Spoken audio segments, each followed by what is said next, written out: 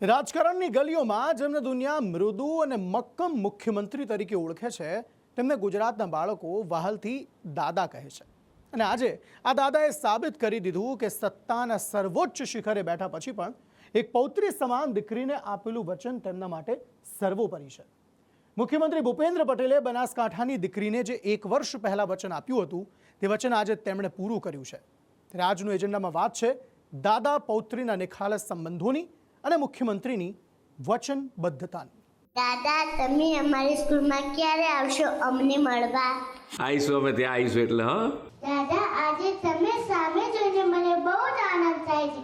દાદા, મેં તમને કહ્યું હતું ને કે તમે અમને મળવા આવશો ને, એ વાત તમે યાદ રાખીને તમે અમને મળવા આવ્યા એટલે મને ખૂબ ગમ્યું।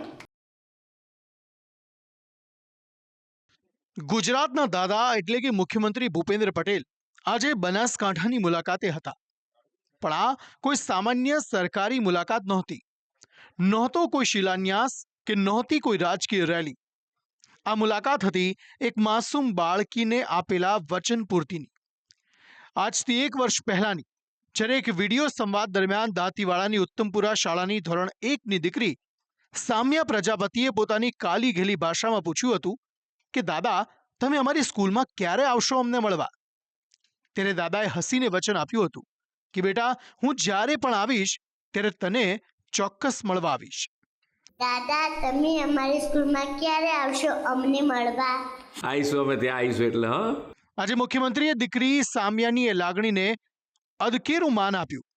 વચનને પાળવા તેઓ પોતે ઉત્તમપુરાની પ્રાથમિક શાળામાં પહોંચી ગયા। દાદા આવ્યા એટલે ખાલી હાથે તો ન જ આવે।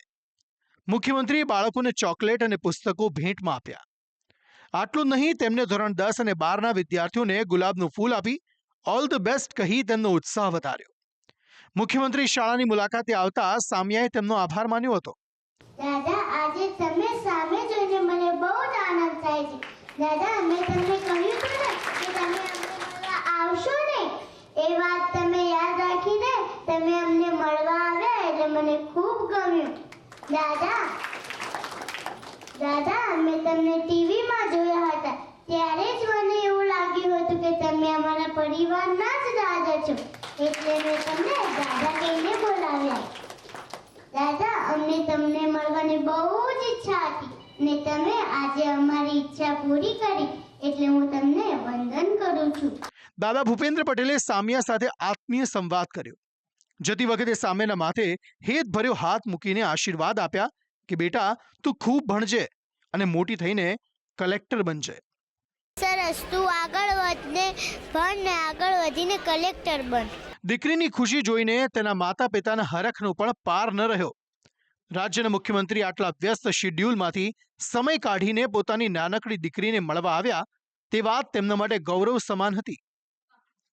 એને એના મનથી કીધું કે એને યાદ આવ્યું કે દાદા, તમે મને મળવા ક્યારે આવશો? તે દાદાએ સ્મિત સાથે કહી કે હું જ્યારે ત્યાં આવીશ ત્યારે તને ચોક્કસ મળીશ। આજે ખૂબ ખુશ, હું પણ ખુશ છું, તેના આંગણવાડીના સ્ટાફ પણ, સ્કૂલનો સ્ટાફ પણ, ગ્રામજનો પણ બધા ખૂબ ખુશ છીએ આજે। સામાન્ય રીતે રાજનેતાઓ વચનો આપતા હોય છે અને સમય જતાં તે વિસરાઈ જતા હોય છે, પરંતુ અહીં દ્રશ્ય સાવ અલગ હતું।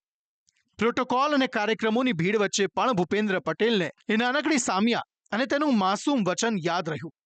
તેમણે સાબિત કર્યું કે પદ ભલે મુખ્યમંત્રીનું હોય, પણ હૃદય તો આજે એક પ્રેમાળ દાદાનું જ છે। બનાસકાંઠાથી ધવલ જોશી સાથે બ્યુરો રિપોર્ટ, સંદેશ ન્યૂઝ।